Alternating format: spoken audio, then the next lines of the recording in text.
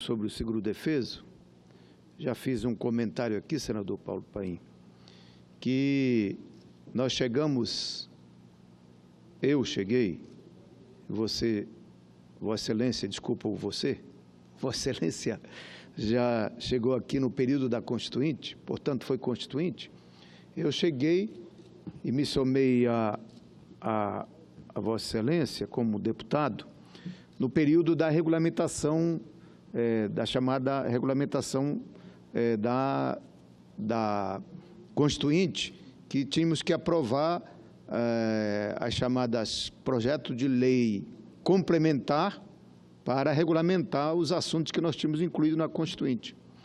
E o seguro-defeso foi entrou neste processo.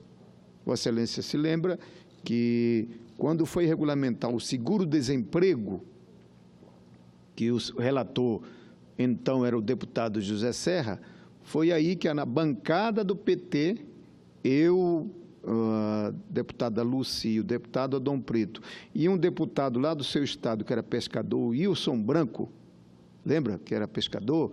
Do PMDB. Lá de Rio Grande. Hein? Lá de Rio Grande, já faleceu. Lá do Rio Grande. Nós fizemos uma emenda, que na verdade era uma proposta de lei que assegurava o seguro-defeso para os pescadores. E conseguimos aprovar, negociando com o relator, para que incluísse na regulamentação do seguro-defeso a questão dos pescadores. E foi na nossa comissão, que nós transformamos a Comissão do Trabalho exatamente num espaço importante para regulamentar a Constituição, que nós conseguimos aprovar. Naquela época, presidida por Vossa Excelência, e eu era o seu vice-presidente. E este assunto que eu vou falar aqui trata exatamente daquele tempo e de um outro projeto de lei, que aí foi da minha autoria, presidido por Vossa Excelência, que eu vou falar sobre este assunto. E falo sobre, Excelência sabe qual é, sobre a questão do trabalho escravo. Você foi o grande articulador dessa proposta. Faço esse pronunciamento depois da publicação do cadastro de empregos que submete trabalhadores à condição de análoga a trabalho escravo, que foi a chamada lista suja, que nós conseguimos também aprovar aqui no Congresso Nacional. A nossa atuação política na história da luta contra o trabalho escravo no Brasil, eu sou o autor da lei que se transformou a Lei 9.777 de 1998, que tipifica o que é o trabalho escravo, trabalho degradante. A atuação da Comissão do Trabalho na Câmara dos Deputados, presidida por Vossa Excelência, iniciamos o processo que resultou na emenda constitucional também, a chamada PEC do trabalho escravo, que também conseguimos aprovar numa articulação aqui com o Senado, que iniciamos também a proposta por aqui e outra por lá, conseguimos aprovar, que na verdade confisca as terras onde são pegas para trabalho escravo para a chamada reforma agrária. Promulgada em 2014, que expropria as terras de quem pratica o trabalho escravo. Em fevereiro de 2016, nós fomos condecorados, lembra, senador Paulo Paim, pelo Prêmio Nobel da Paz, senhor Kainlaski, que veio aqui e fez essa deferência tanto a mim quanto a Vossa Excelência, exatamente por causa dessa luta contra o trabalho escravo. Temos, portanto, consciência da importância da política de Estado de combate a esta forma colonial da relação trabalhista no Brasil atual. Sabemos que nos últimos 5 anos, cerca de 50 mil trabalhadores foram encontrados em situação análoga ao trabalho escravo. Desses, 80% em situação degradante. É por isso que faço uma saudação especial à atualização e divulgação do cadastro de empregadores que submete trabalhadores à condição análoga a de escravo, a chamada lista suja do trabalho escravo. Pois bem, para aqueles que não sabem, uma das ações prioritárias do governo Temer foi tentar impedir esta divulgação periódica da chamada lista suja. Meses após o golpe, o Ministério do Trabalho editou uma portaria de número 1129 de 2017, que tinha como objetivo impedir a divulgação desta lista e, portanto, facilitando a vida dos escravagistas. Fez isso para atender a bancada que defende os interesses destes, em troca de votos para livrá-lo da denúncia de obstrução de justiça e organização criminosa. Estes querem menos investigação, menos divulgação dos atos contra os direitos humanos. A elite tem interesse em esconder o mundo real em que se encontra o nosso país e promove um enorme retrocesso em tudo que havíamos conquistado em termos de direitos básicos do nosso povo, dos nossos cidadãos. Está aí a reforma trabalhista, está aí essa questão de esconder o trabalho escravo no nosso país, está aí a ameaça de tirar direitos previdenciários do nosso povo mais pobre, das mulheres trabalhadoras rurais. Foi para isso que estes conspiradores deram o golpe parlamentar. O que nós estamos assistindo é o retrocesso. Vejam os dados da CPT, Comissão Pastoral da Terra, órgão da Conferência Nacional dos Bispos do Brasil. Por exemplo, assassinatos em conflitos no campo em 2017 foi o maior número desde o ano de 2003, 70 assassinatos. Um aumento de 15% em relação ao número de 2016. Dentre esses mortos, destacamos 4 massacres ocorridos nos estados da Bahia, Mato Grosso, Rondônia e no meu estado, que é sempre o campeão desse tipo de situação. A CPT também denuncia ataques que sofreu nos últimos anos, provavelmente dentro do processo de criminalização contra as organizações sociais, que tem se intensificado e que acabou impossibilitando a conclusão e o lançamento nessa data do seu relatório anual, que é um relatório já histórico chamado Conflitos no Campo do Brasil. A divulgação da lista do trabalho escravo só ocorreu após a decisão da Justiça do Trabalho em ação civil publicada, a ação civil pública do Ministério Público do Trabalho, que pediu a publicação a cada 6 meses. A nova lista traz como novidade a inclusão de mais 34 nomes de pessoas físicas e jurídicas, de um total de 166. Os 34 nomes foram responsáveis por 269 trabalhadores em situação análoga ao trabalho escravo. A União tinha até o dia 27 deste mês para publicar a lista atualizada. O descumprimento implicaria em uma multa diária de 10 mil. A decisão foi proferida no dia 29 de março, a respeito do cumprimento da sentença transitada em julgado em setembro de 2017, que, na época, determinou a atualização da lista. Essa última decisão deixou claro que a lista tem que ser atualizada e publicada periodicamente, no máximo a cada 6 meses. O governo federal alegava que a decisão de 2017 tinha sido cumprida com uma única publicação da lista em outubro do ano passado. O cadastro de empregos ficou sem atualização o cadastro de empregadores ficou sem atualização entre o período de dezembro de 2014 a março de 2017.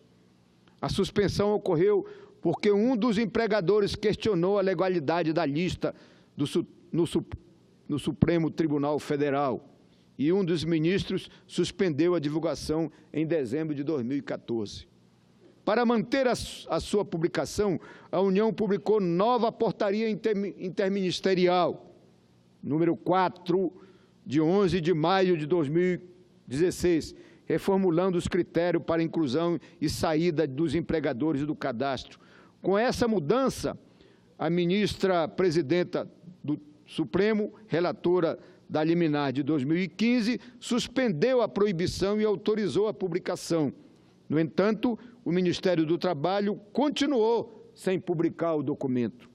Diante desta omissão, o Ministério Público do Trabalho do Distrito Federal entrou com ação com o pedido de liminar em dezembro de 2016 para a União publicar a lista. O juiz do trabalho Rubens Curado Silveira, da 11ª Vara do Trabalho de Brasília, atendeu o pedido e ressaltou que deixar de divulgar o documento esvazia a política de Estado de combate ao trabalho escravo no Brasil. O processo ocorreu na Justiça do Trabalho com a União, usando vários artifícios jurídicos para evitar a publicação da lista. Somente em 27 de outubro de 2017, após a decisão final, a lista foi atualizada e publicada pelo Ministério do Trabalho. Agora, após a decisão, esclarecendo e ratificando a necessidade da atualização periódica, o governo será obrigado a dar publicidade ao cadastro a cada 6 meses, sem a necessidade de provocação por parte do Ministério Público. As atualizações na lista suja do trabalho escravo mostram que o agronegócio continua sendo o setor que mais submete trabalhadores a condições análogas à escravidão no Brasil. Os maiores casos de escravidão contemporânea no agronegócio, adicionado à lista neste ano, são a da Fazenda Agropecuária Sorriso, localizada no Rio Branco, no Acre, e os da Fazenda Araras e Dois Irmãos, localizados em Presidente Olegário, em Minas Gerais. A maior quantidade das operações de resgate, de acordo com o cadastro, ocorreu no Pará, no meu estado. É o caso de 5 trabalhadores que eram ameaçados por pistoleiros contratados pelo proprietário da serraria, M.A. de Souza, em Uruará, no Pará. A região de Uruará, no Pará, toda essa região, próxima a Altamira, é onde mais acontece o desgaste de exploração madeireira, clandestina e ilegal e associada à grilagem de terra. Essa atividade de desmatamento, além de ser um crime em si, com muita frequência, também usa o trabalho escravo como instrumento de mão de obra barata. Além disso, ali na região Altamira, lá no Pará, que fica na beira da Transamazônica, saiu uma publicação que hoje é a cidade com maior violência no Brasil. Isso é fundamental a gente registrar isso para mostrar o retrocesso que aconteceu nos países nos últimos anos, pós o golpe parlamentar que se implementaram no nosso Brasil. Estão tirando o direito dos trabalhadores, volta a violência no campo, inclusive com chacinas. Por quê? Porque estes senhores que nós já tínhamos deixado para trás, com políticas públicas e com avanços de legislação importantes para coibir esse tipo de coisa, agora eles, com o golpe e com o governo Temer, eles retomam de novo a se sentir poderados para poder continuar explorando a mão de obra e, inclusive, com o uso do trabalho escravo no nosso país. Estes registros de 269 trabalhadores em situação análoga a trabalho escravo revelam o quanto um governo fica alinhado com o grande latifúndio perverso do interior do nosso país. Uma ameaça à paz no campo. Além do crescimento dos conflitos fundiários que resultaram em 70 assassinatos no campo, a perseguição a lideranças camponesas, De novo volta a perseguição, a eliminação de lideranças sindicais do campo, do Sindicato dos Trabalhadores Rurais, que vem crescendo a cada dia, assim como os despejos de colônios clientes da reforma agrária, como ocorreu recentemente em Pixuna do Pará, na fazenda Campo de Boi. A prisão de um religioso na região de Anapu, na região da Transamazônica, esta região onde foi assassinada a irmã Dorothy, que teve repercussão internacional, inclusive o assassinato desta religiosa. Agora mesmo foi preso um religioso chamado Padre Amaro, que é um exemplo de que todos aqueles que denunciam a grilagem e se expõem ao arbítrio do aparato policial a serviço de fazendeiros e de latifúndios. Estes dois episódios revelam o poder que não vacila em usar a força policial para reprimir e matar trabalhadores rurais que lutam contra a concentração da terra, como também se vale do controle sobre a mídia, o judiciário e o parlamento para impor um governo de pau mandado que vem destruindo as principais conquistas da Constituição Federal de 1988, bem como que promove o desmonte de políticas públicas de inclusão social implantadas no governo do presidente Lula e da presidente Dilma. Mas nós não nos calaremos. Estaremos na luta contra toda forma de injustiça aos trabalhadores e combateremos com todas as nossas forças as medidas de desmonte das conquistas sociais que nós promovemos no nosso país. Não descansaremos enquanto a nossa maior liderança popular do nosso país, o presidente Lula, ficar em liberdade para dar continuidade à conquista de governos democráticos e populares que possa implementar os avanços do nosso país. Denunciaremos em todos os fóruns internacionais e lutaremos por justiça e igualdade em todo o país, como foi o caso da vereadora Marielle Franco, brutalmente assassinada no Rio de Janeiro.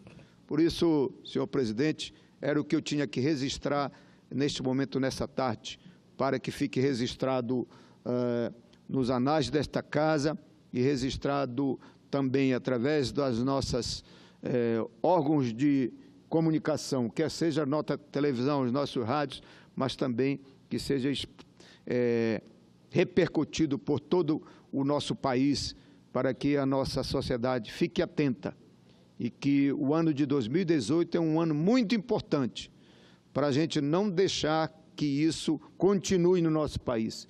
Por isso que é fundamental que a gente brigue como tarefa principal a volta da democracia no nosso país, e a volta da democracia no nosso país é que a gente tenha eleições livres e que todos possam participar, inclusive o presidente Lula, para que a gente resgate a democracia e resgate governos que possa dar continuidade às mudanças e às transformações que nós estamos implementando no nosso país.